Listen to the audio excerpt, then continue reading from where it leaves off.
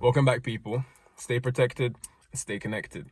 This video goes out to one of the people who messaged me on Facebook asking about semen retention and relapses. I'm going to give you my experiences, how to go about, if you've just slipped up, granted, it happens, it's all right.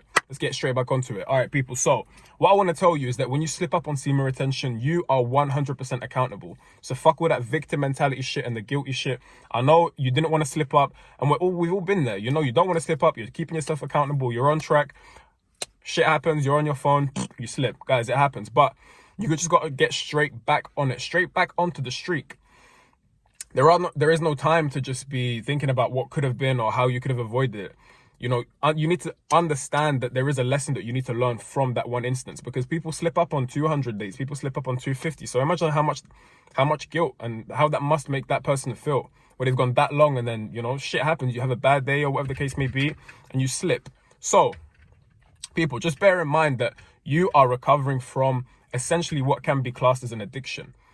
You are, guys, just releasing your sexual energy it's addictive, but then you add pornography to it where you're just in an influx of any single thing that you want, whether it's black girls, white girls, this, that, this curve, this body shape, whatever. Like, imagine that's like a kid in a candy store and you're trying to detach from that slowly but surely. It takes time. This is all a very gradual process.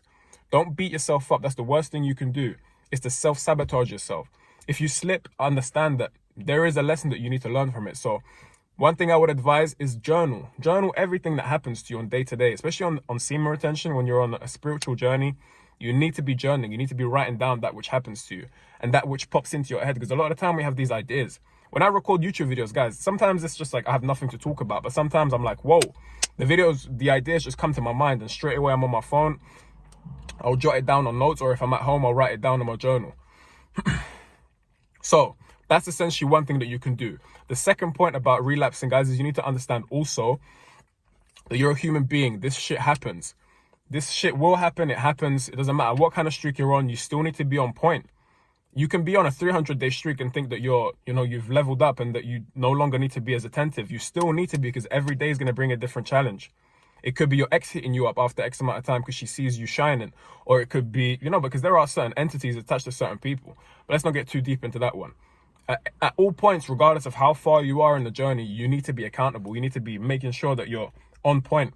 Because there are energies and dark entities that want to see you slip up, and they want that energy. And they will use people, scenarios, events, any means to make sure that happens. So keep your accountability on point, people. Another thing I want to say is that if you relapsed, it might be because you're too early on your streak, that you still haven't gone about, having a long, guys, once you've done a long streak of, let's say, for example, for me, for instance, it was about 75 days. This happened earlier on. After I did 75 days and I felt that power, I was like, there's no way that I'm going to slip. There's no way that I'm going to get back onto the lifestyle that I was at.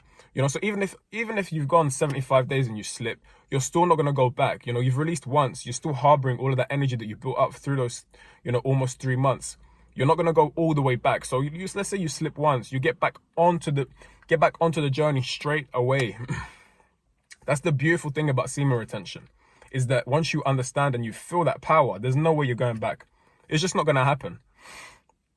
So guys, one thing I want to point out is that relapsing on semen retention is part of the journey. It's part of the process in making you stronger and more sharp and more accountable for that which you do. No one person just wakes up and says to themselves, you know what? I've just been engaging in PMO for 10 plus years. I'm going to just straight away do 200, 300 days. It doesn't happen. It doesn't happen by no means. So understand that this is part of the journey, but at the same time, don't indulge too much and don't see it as a means to be like, you know what, let me just do it every now and again. No, keep yourself accountable, but at the same time, understand that it's a part of the journey. It's there to make you stronger. It's there to make you understand more about yourself. So just some general tips on what to do after. After you've released, granted, you've released a lot of testosterone, you've released a lot of zinc, you've released a lot of minerals. So top up on your supplements. You haven't got any supplements at home, purchase some online. Vitamin D, vitamin C, get some ashwagandha. You can also get some zinc tablets, what I've got at home. Just all of these minerals, try and get them back into your body.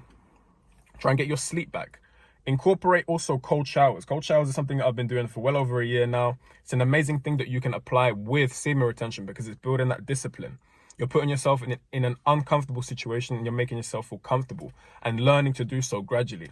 And that's directly applicable to semen retention, because no one wants to be retaining their seed. It feels amazing to release your sexual energy, but it feels even more amazing when you retain that sexual energy and you become a beast. So also eat your fruits and your veg. Those leafy greens in. Try and get that high vibrational food in. Just essentially get back on the journey full force. Full force, full monk mode. Keep yourself accountable, people.